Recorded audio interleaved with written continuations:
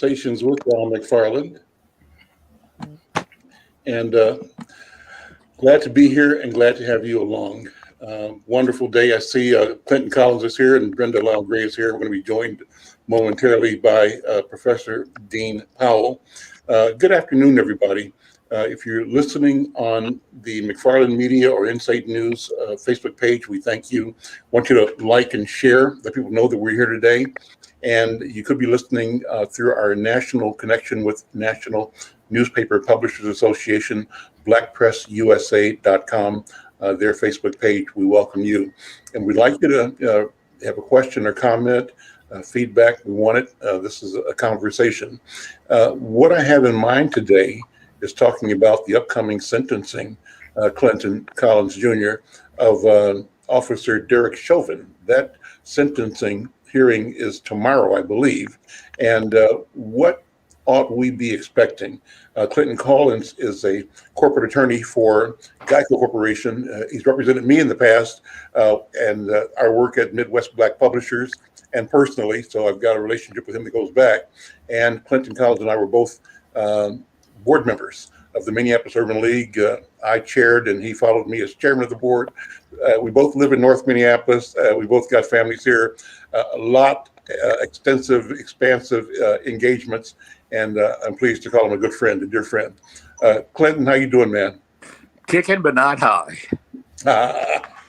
Well, what do you think about the trial? That's a big topic of the day, I think, around town. What's going to happen tomorrow? Well, he's going to get some time.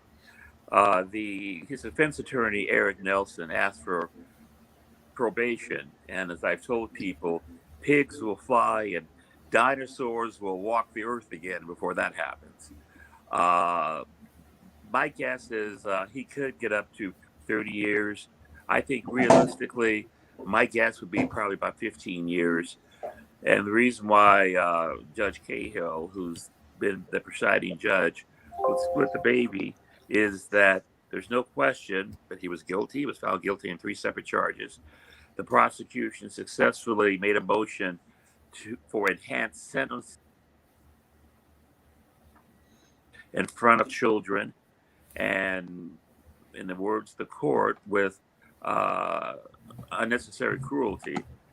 But on the other hand, Chauvin is a first-time offender, and he's been a police officer for years. And even though there have been some, I guess, internal discipline, he's never faced any criminal sanction before. Mm-hmm. So I think what Judge Cahill is going to do is to give him enough time so that no one doubts that it's being taken seriously, but he's not going to give him the maximum. And whatever he does will almost certainly be appealed by the defense, though their chances of success in appeal are pretty slim. I think that Judge Cahill, from what I could see, ran a very fair, efficient trial. And the one issue that they seem to be harping on for possible appeal, juror misconduct, I think is very weak. Walk us back through the trial, if you would, Clinton, and what things were the highlights that stand out in your mind. What the expectation of the average citizen might have been going into the trial, how that differed from what you thought as a practitioner, as a lawyer, and where these things all came together in the outcome of the trial up to now anyway.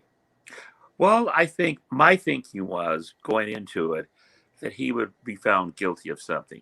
Quite honestly, I didn't expect the jury to find him guilty in all 3 counts. So there was sufficient evidence to do so, believe me. It's not that I didn't think he was worthy of, or that he wasn't justified. It absolutely was. But historically, it's hard to get a conviction against police officers.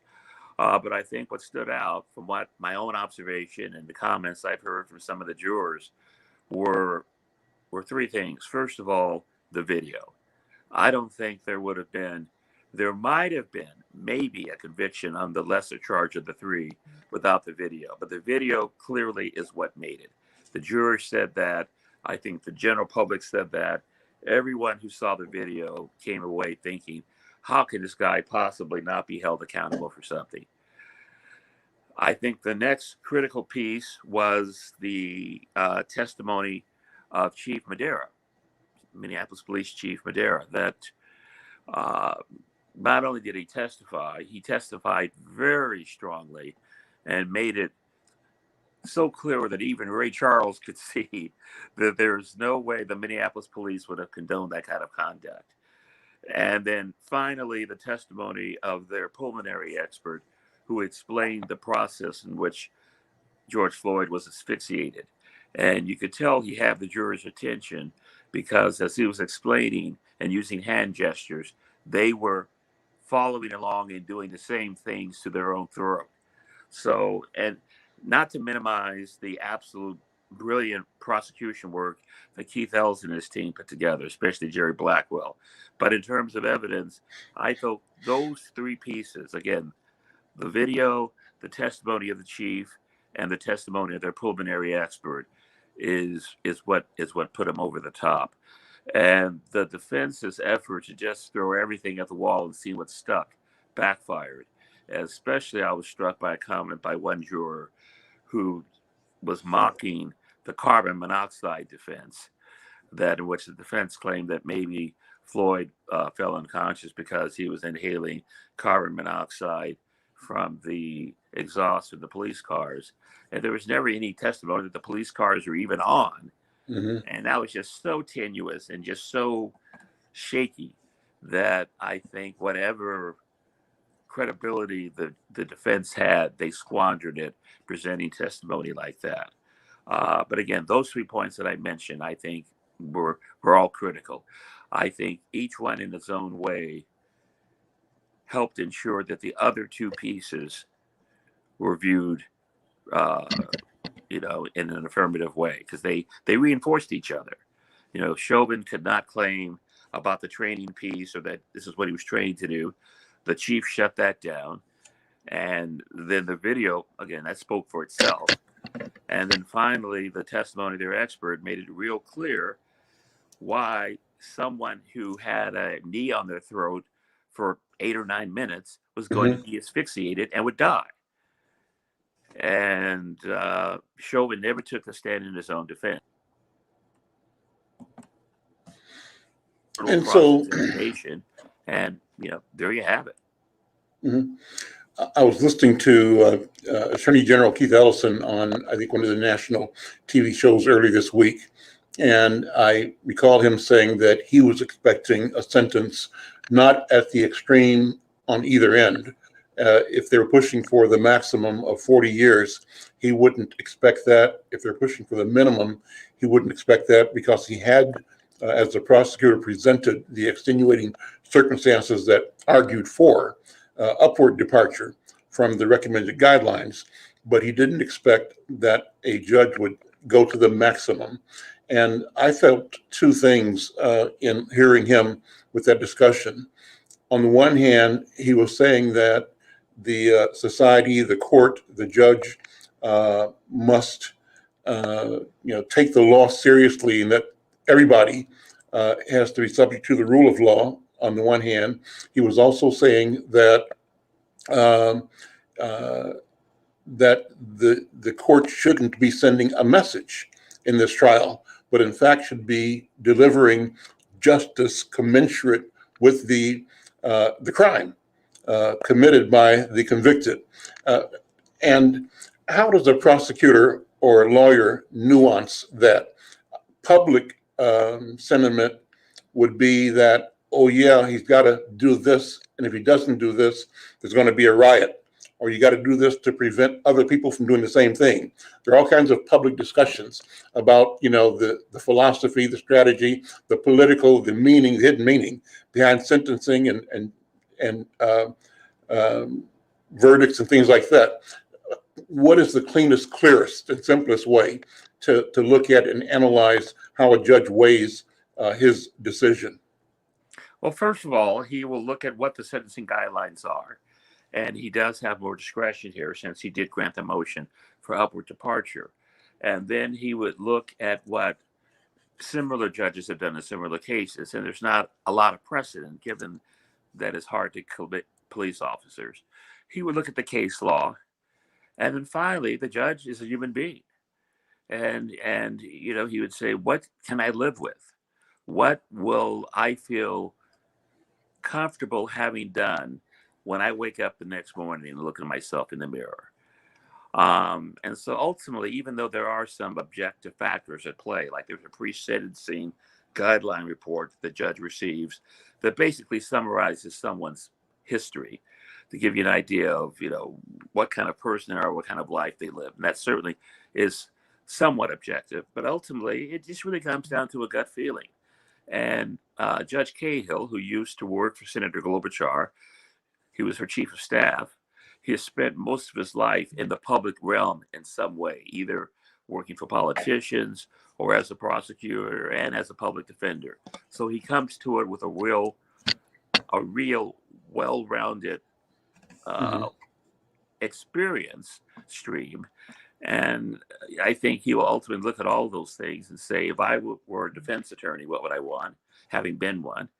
If I were a prosecutor, what would I want, having been one? And then having worked in the political realm, what is going to meet the majority of people's notions of justice, realizing that no matter what he does, someone or some groups of people are going to be dissatisfied. And so it's more art than science, really. As I said, the sentencing guidelines were developed to eliminate wild swings because before the sentencing guidelines, it was well documented that defendants of color got heavier sentences, and it still happens to some extent. Mm-hmm. But the sentencing guidelines um, help to eliminate some of the extremes. But again, they are guidelines, meaning that even the use of the word guidelines implies that some discretion is a sanction. It's appropriate. It's important. So I think Attorney General Ellison was absolutely right. He's going to come in somewhere in the middle. I think he will lean more towards, I wouldn't say the harsher end, but the stiffer sentence, but not by much. As I've said, I would be personally surprised if there was a sentence above 15 years. But it could happen. But that's what I'm thinking. I'm thinking that there will be, uh, conditions because he will be a convicted felon. So he would be limited in his ability to get a handgun and things that are associated with being a felon. He would lose his civil rights while he's in prison. He couldn't vote. Um, and I think that would satisfy most people. Yeah, there were some people that say throw the book at him. But the reality is, what Chauvin has done has gone on for so long Mm-hmm. that uh, there are some people, and I think you can make an argument for this, is that he's a sacrificial lamb, not to excuse what he did. But one sentence is not going to make up for centuries of abuse like this. Mm-hmm. So I think Judge Kaler ultimately will say what will send a message and can withstand appeal. And I think a sentence of 15 years would do that. Yeah. What will he be in the regular prison at Stillwater, for example, or Oak Park, in a state prison, or would he go to a federal facility, or what likely will happen to him? Is there special consideration for people that were in law enforcement who, in theory, have enemies or people that they put in jail that'll be their prison mates? What happens in that case? Well, no, absolutely. I mean, right now they have him isolated for his own protection. And oh yeah, absolutely. I mean, this was one of the most heavily publicized trials, certainly in Minnesota history, if not American history. And everybody knows who this boy is.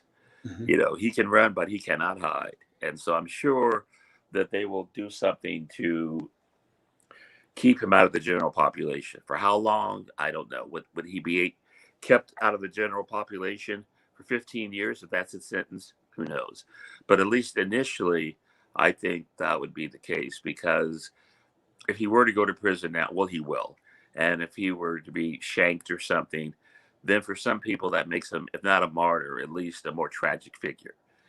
And so I think the system will do all it can to keep him alive. And if he does die in prison, that it'll be because of natural causes and not because someone decided, to cause his untimely demise. Have you been following the trial of the three other defendants in this case, Clinton Collins? Not as Uh, closely. I mean, I know that the trial's been delayed a few times, and now we have the federal hate crime charges. And so, getting back to your earlier question about where he will serve his time, he's going to be in state prison initially. To mhm. be perfectly honest, if there is a federal charge and he's convicted on the federal charges, I'm not quite sure how that would work. I mean, I know there are some instances in which they would move him to federal prison. I could see that happening.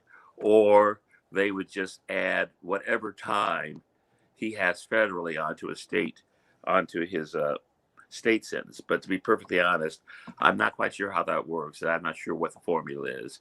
I can't tell you that, at least for now, he will be in state prison, and it likely will be Oak Park or some other, which is where he is now, or some other maximum security facility in the state of Minnesota. How are the three other defendants, their attorneys, weighing what has transpired so far?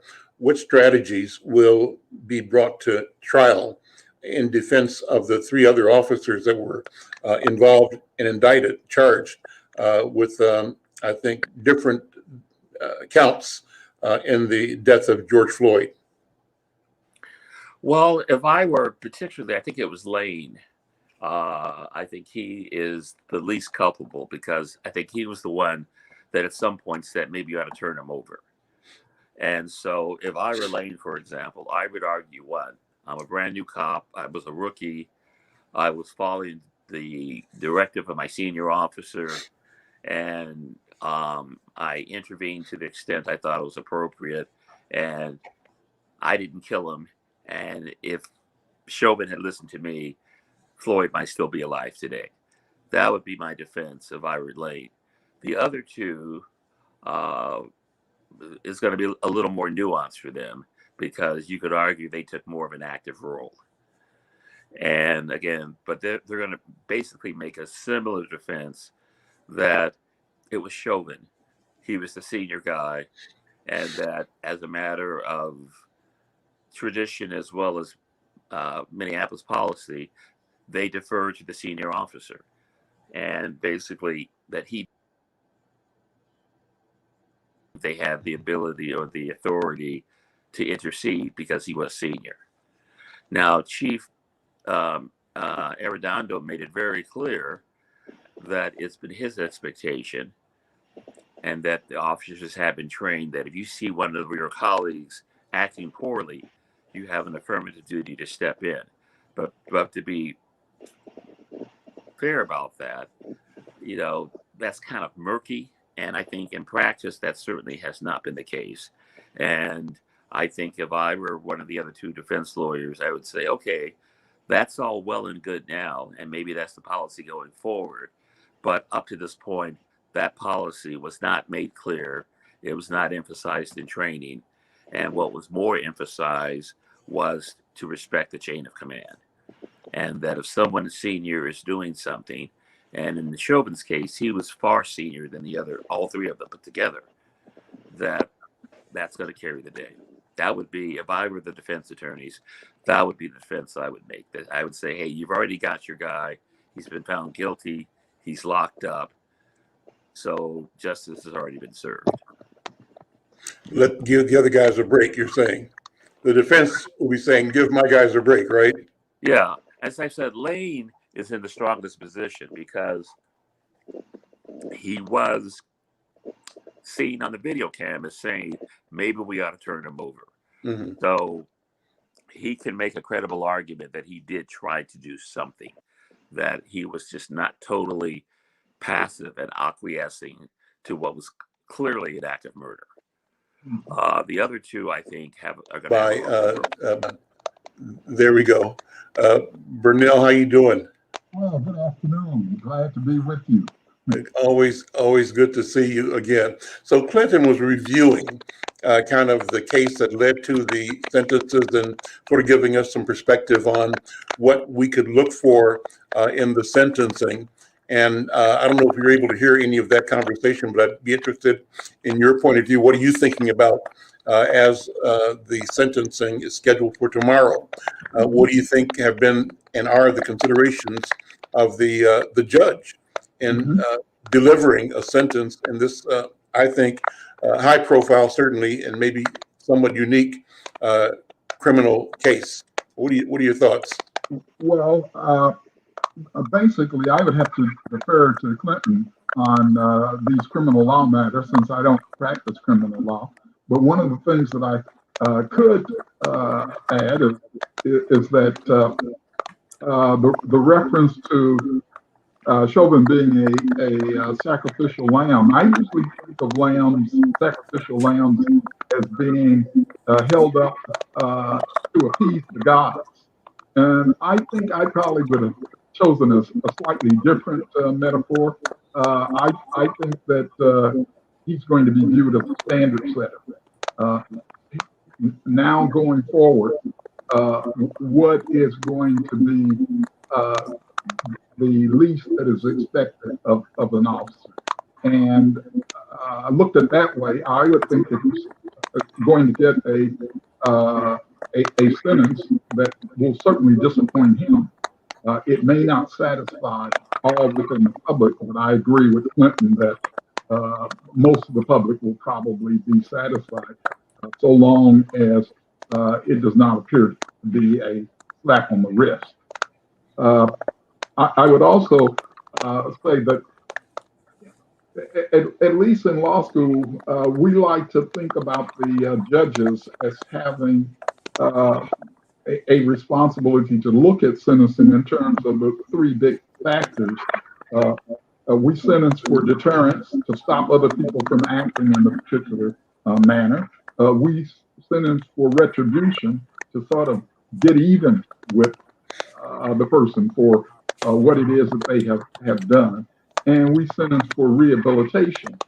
And I think that in this particular instance, rehabilitation is not being sought here.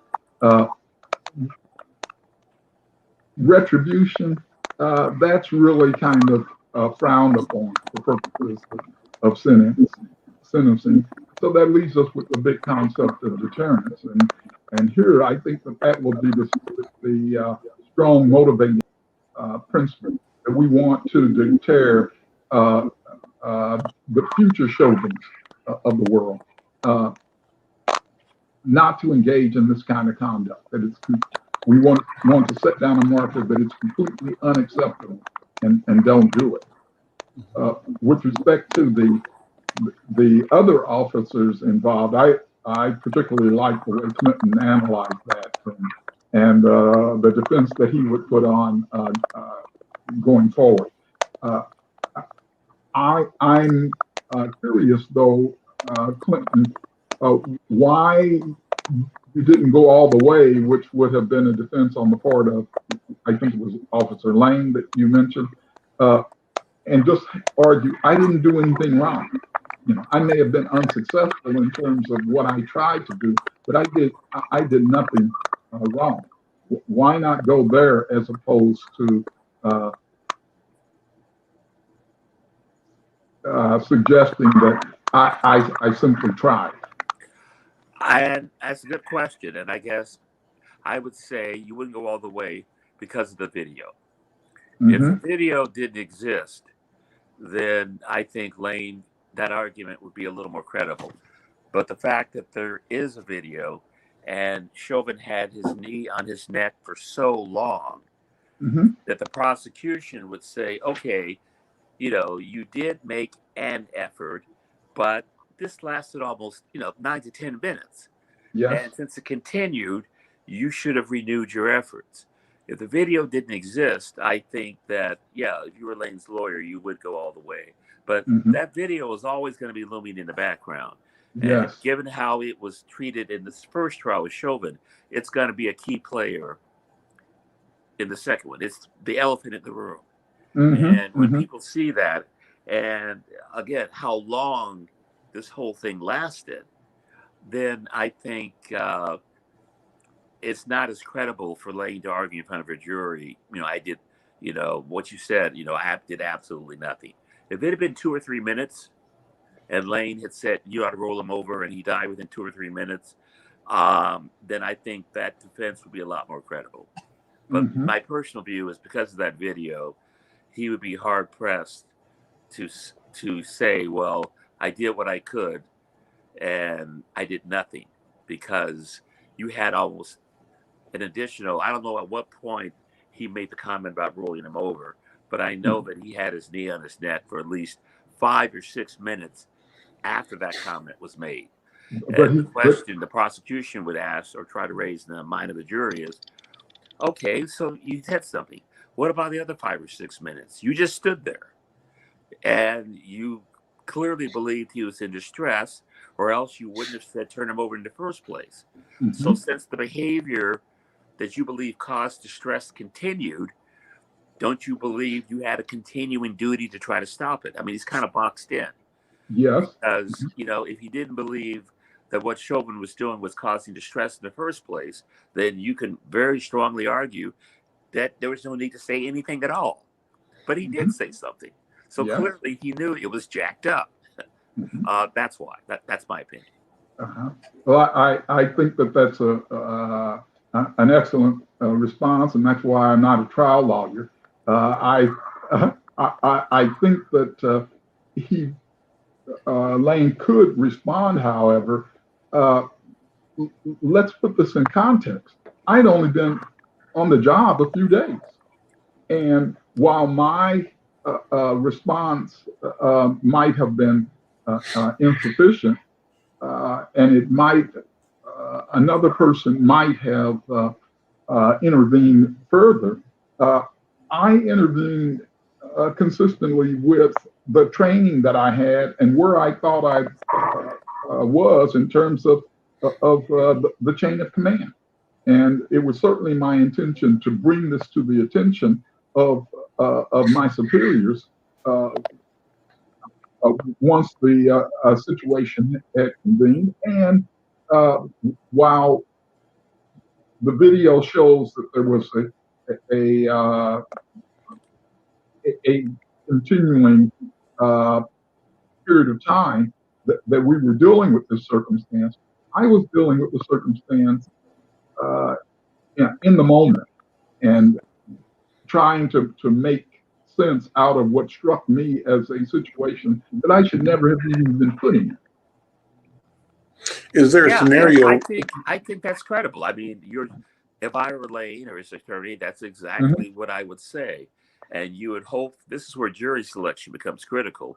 Yes. You would want to make sure on that jury that you had worker bees instead of management people. Because the worker bees would certainly understand that pressure more so than if you were like a professional person or someone in management who's used to operating with a little more discretion. But the average person doesn't have a lot of discretion on their job. And that argument, as I've said, depending on who you sit on the jury, could carry some weight, on that. As I've said, getting for the defense, well, for both sides, but for the defense, it would be real critical, again, to have average working people sitting on that jury who have dealt with bad bosses. In fact, if I were doing the voir dire on the defense side, I would really ask people about their employment history. Yes. Have you ever had a bad boss? Have you ever been in a situation in which you felt something was being done wrong, but you felt powerless to stop it? And people like that who would answer affirmatively, yeah, I've been in that situation. Those are the kind of people Lane would want sitting on the jury. Yes. Now, one of the things that's interesting about this is that the legal profession has an explicit rule with respect to the duty of the subordinate in relation to their superior. And it basically says that you may rely on the direction of your superior if it's reasonable. But if it's not reasonable, you may not rely on that, on the orders or instructions of your superior. But the view is that every lawyer is an independent actor and an independent professional. So that raises the question, to what extent can it be established that the training manuals, the training process for uh, police officers treats them as independent actors who are called upon at every moment, at every stage, to speak against their superiors if that's what the situation calls for? Or is the stress put on the chain of command? I don't know. That's a great comment, and I don't know the answer to that. But something else you mentioned, which got me thinking, would be what would strengthen Lane's case, and quite honestly, I don't know the answer to this, would be if he participated at all in preparing the police report, which was clearly false. I mean, the report that was prepared initially was just flat out lies. It was false on its Good face. point. And if he had some input into that, and I don't know if he did or Chauvin did it all himself, but let's say he had some input into it, then that really weakens his position. Yes. Now, because that, as I've said, became the defense essentially in the Chauvin trial conceded that point. They never argued that it was the accurate police report. It wasn't. Obviously, it wasn't. Yeah. But if Chauvin did it all on his own, and if Lane could present proof that somehow he had talked to someone after the fact and said, I don't quite feel right about this, that would be helpful for him. But if he didn't have that post-procedure conversation with someone, and if he participated in preparing the police report, then he's in deep doo-doo, as they say. My question is this. Listen, my question is, what happens? I mean, is there a situation where if he showed hesitation, where the next step should have been him physically restraining or removing Chauvin from the position of control that led to the death of George Floyd?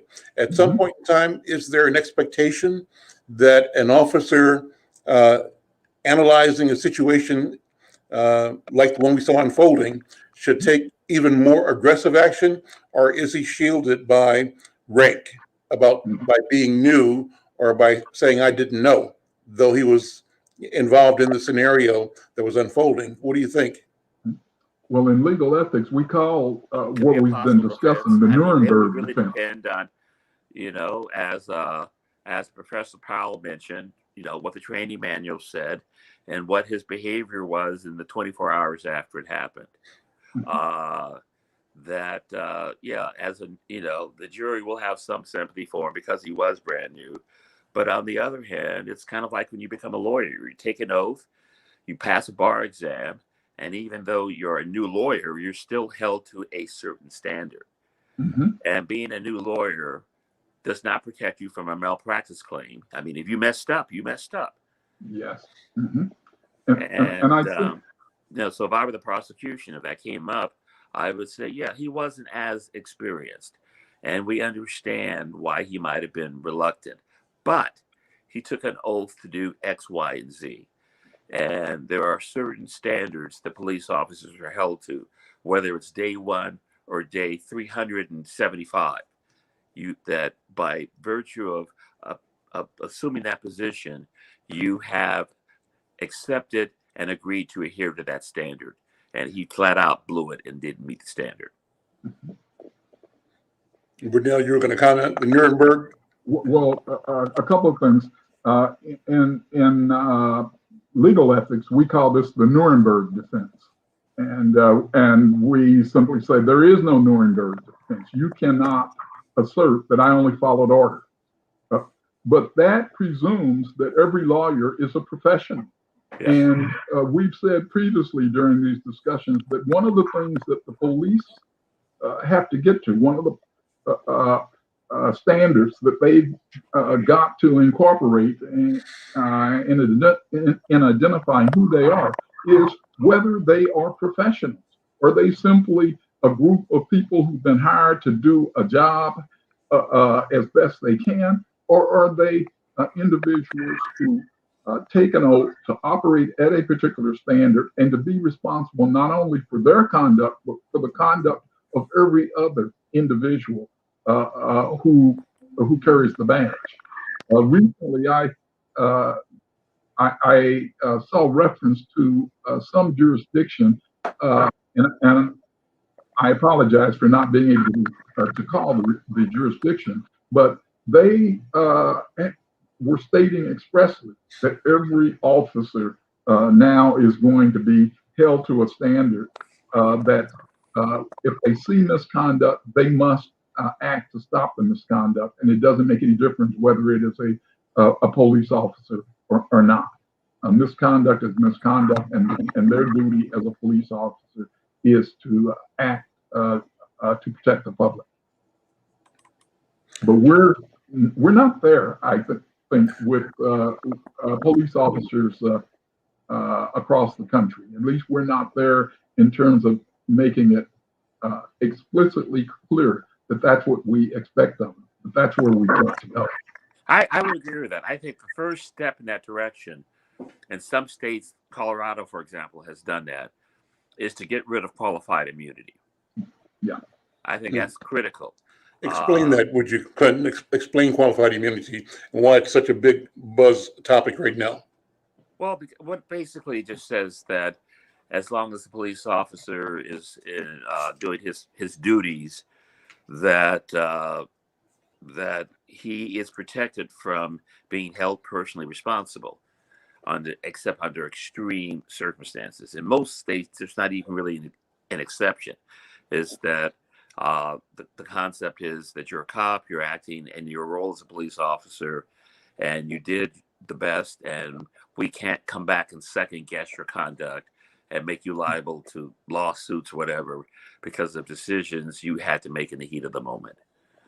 And again, getting back to Professor Powell's comments about the standard lawyers are held to, we can't make that defense. That in fact, we have an affirmative duty, meaning we are obligated to report misconduct by the lawyers. I remember when I was taking the bar exam, studying for the bar course, and you take these review courses beforehand, and one of the guys who taught the legal ethics portion said, it comes down to this.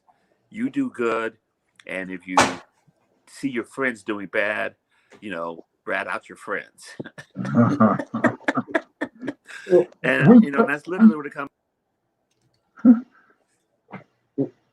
We try not to use the term rat out. Doing something bad, you can't say, "Well, I didn't do it."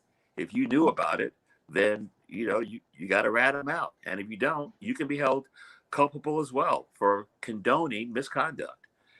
But I think to get to that point, we got to get rid of this notion that we're going to excuse cops who engage in bad behavior just because they're cops and they're acting in the heat of the moment. Well, if they can't make responsible decisions in the heat of the moment, they shouldn't be police officers. Absolutely. So, so we're going to have to deal with that problem on the front end. That unfortunately, too many people are police officers who don't have the temperament and the presence of mind and the quite honestly the judgment that you need in critical situations. And if you're someone who's just going to fly off the handle, as some of these officers have done, and shoot people in the back, shoot unarmed people, let your emotions get the best of you, you need to find another way to make a living. Yeah. Clinton, I think that there's one other element that you have to have, and that's training. Yeah. We simply do not train police officers at a sufficient level. I heard a discussion recently comparing the training that a police officer would generally receive in our European counterparts, Britain, France, Germany, Japan. Police officers would receive 2 or 3 times the training that an American police officer would generally receive. But I wanted to back up just a bit to ratting them out, because I think that that's an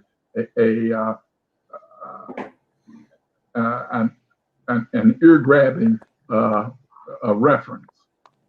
We try in teaching legal ethics to only use ratting them out as a initial means to get the attention of the students, because we know that that's the kind of language that they use on the street. But what we are trying to move them towards is to understand that being a professional means personal accountability and accountability for the entire profession. It's your job to maintain the integrity of the entire profession, which sort of comes to light today, because this is the day on which we learn that the New York Court of Appeals has now temporarily suspended Rudy Giuliani. Rudy Giuliani has now been told by the Court of Appeals, which is the highest court. They're usually called the Supreme Courts in most jurisdictions, but they're called the Court of Appeals in New York.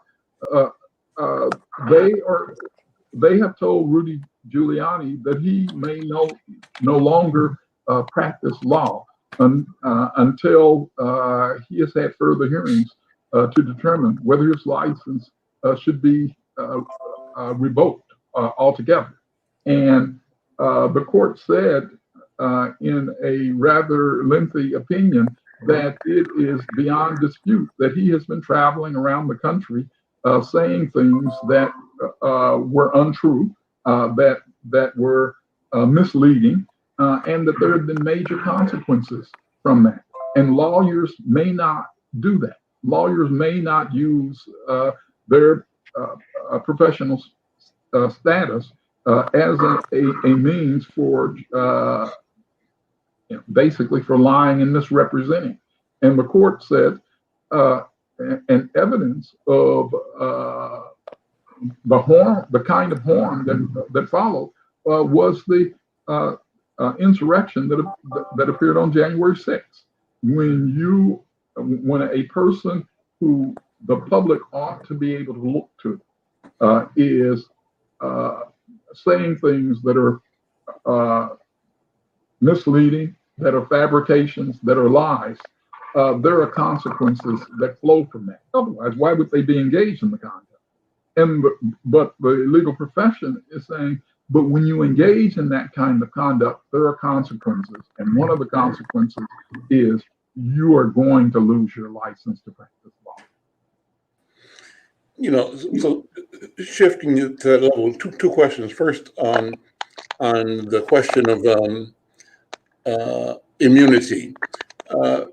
When I hear that consideration brought up Clinton, I hear community people saying that one solution that will regulate behavior of individual officers is if they have to buy their own insurance, that they have to buy professional insurance that would make misdeeds on their part liabilities that they have to bear.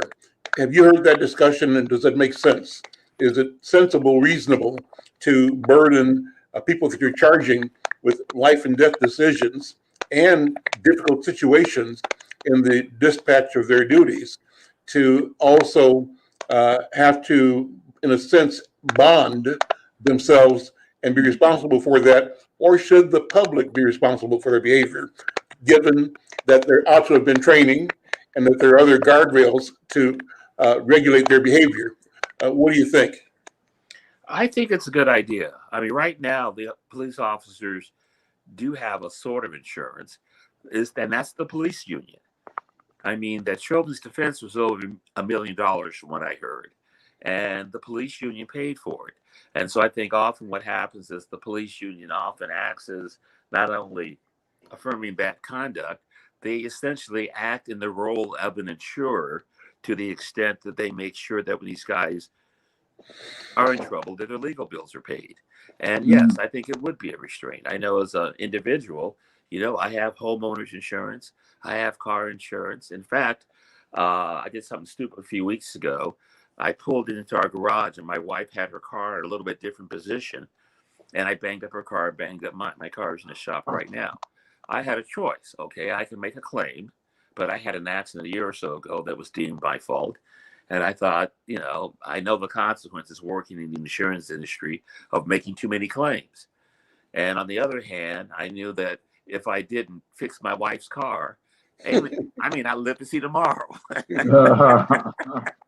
So anyway, so I decided I'm going to pay for it out of pocket. It's going to cost me several $1,000s to repair the two cars. But, I did a cost benefit analysis and I said, okay, this is just the way it's going to have to be. But believe me, I am extra careful and I will be pulling into that garage from now on because it was an expensive lesson. I could have used this between repairing the two cars. It's going to be close to $6,000 coming out of my pocket. There are a whole lot of things I would have rather spent $6,000 on than fixing up a couple banged up cars. But as I've said, even if I was content to leave my car unrepaired, that wasn't going to fly with my wife. So you're saying that the cost of insurance can be a moderating influence on how officers discharge their duty. I think they can because it is just on a human level. I mean that if you're in an accident, car accident, it's your fault. Your premiums are going to go up for 2 to 3, 4 years. That that's a consequence.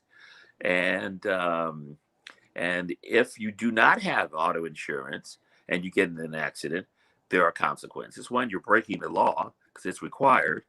But aside from that, that means that you personally can be held responsible for the damage you cause. And if you looked at my car, my wife's car, you could see the damage, but it wasn't that bad. The cars are drivable, and but it's going to be almost $6,000 to repair them. Think of a more serious accident, where it might take $15,000 to repair a car. Most people don't have that kind of money, or at least not readily available. And it's a restraint. That's why you get fines for speeding. People speed, but they try not to get caught because they know if they do, they're going to have to pay the fine. Eventually, the insurance company will find out about it, which means they'll pay more and increased insurance premiums. And it's definitely a restraint. It doesn't stop it, but it does cool your jets, as they say. And it could be that if you can't have the insurance, you might not be able to get the job. It's like Absolutely. If you can't get the insurance, you can't drive your car, or you drive it with additional risk. But theoretically, you shouldn't or couldn't be driving without insurance. Well, with my company, for example, part of the background check is when they applies for a job, is to look at your credit history and other aspects of your history and say, we provide insurance to this person. And if they deem, and it's not my decision, but it's HR, I guess, and other people in the company, if they say we wouldn't insure you because we don't trust your behavior, why would we hire you? And the fact that if someone were, for example, uninsurable for like essentially malpractice insurance, that goes back to the point I made earlier. Maybe you need to find another line of work. Burnell, go ahead. I think that this is one of those difficult public policy questions that needs a lot of discussion before we get there. I basically agree with the insurance idea, and I do think that Clinton is right that imposing an insurance obligation will bring home to each and every officer the nature of their responsibility and cause them to act, to more often than not, act properly. But I have to take into consideration what we pay police officers. It's one thing to tell, a lawyer, given, the average income there, and given the fact that much of the insurance is going to be borne by the firm and treated as a business expense, it's one thing to impose insurance in that circumstance.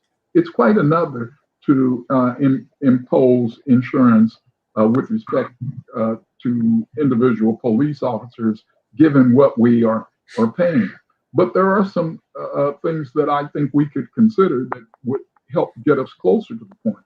And And one of them would be that perhaps what we should have is a statewide insurance policy for police officers. And when bad policing is taking place, one of the sanctions could then be that a department is thrown out of the insurance pool, and in that circumstance, told that they could, we're not going to stop you from continuing to operate as a police department, but we are not going to cover you until you've made corrective actions. That might be a way of getting at it, and it might be economically a fairer approach. But I'm not opposed to the idea of coming up with an insurance policy. I just think that at this stage we ought to put the proposition on the table and then have some discussions about, is this the best way to go, or are there alternative means of getting there? And I also think we need to pay police officers more. Right. Yeah, as part of the effort to professionalize them, they ought to want each and every one of them to hold on to their job. There should never be a circumstance in which a police officer is saying, well, if you're going to ask me to do all of that, I should just as soon give up my license and go drive a truck or something. No, it ought to be enough so that they say, I'm going to hold on to this license as much as possible. And can I make one other small point? The role of the police officers union. It bothers me that they are even involved in matters related to discipline. They ought to be there for purposes of arguing about how much officers should be paid, what the working conditions ought to be. But when it comes to disciplinary matters, I think we ought to take a hard look there as to whether they ought to be involved in that. In Minneapolis, Twin Cities, Clinton, correct me if I'm wrong, the sentiment has been, and it may be changing now, is that the union had as much power, or perhaps more hidden power, than the chief or than the mayor. Often as not, the chief would make a pronouncement about a particular case, an arrest, or a disposition of an officer, but that would be challenged publicly by the union, and the union would be proactive and aggressive in defending its member under its description of its role, to defend its membership. But from the outside, it looked as if police policy is being enacted and made by the union rather than by the elected city officials, the mayor, and the city council members. So where is that line? And that speaks to what you're saying, Dean Burnell Powell. How do we more narrowly confine or define the role of the union in its relationship to its members and in distinction to public policy? Yes. Well, these are public officers. These are not private officers who are just assisting the public. These are public officers, and as public officers, they ought to be accountable just like any other public officer. And where wrongdoing occurs, their supervisors, the police department heads ought to be able to go after that individual, and they ought to feel free to go after them without any concern about being second guessed in that regard. And if for instance, if an officer decides that they don't want to speak out, they don't want to file reports, they don't want to say anything until they they have a representative available, I don't think that that's appropriate. You're a public officer. Your boss asks you for an explanation. You have a duty to give an explanation. We're out of time. That's number one. This has been a great conversation as always.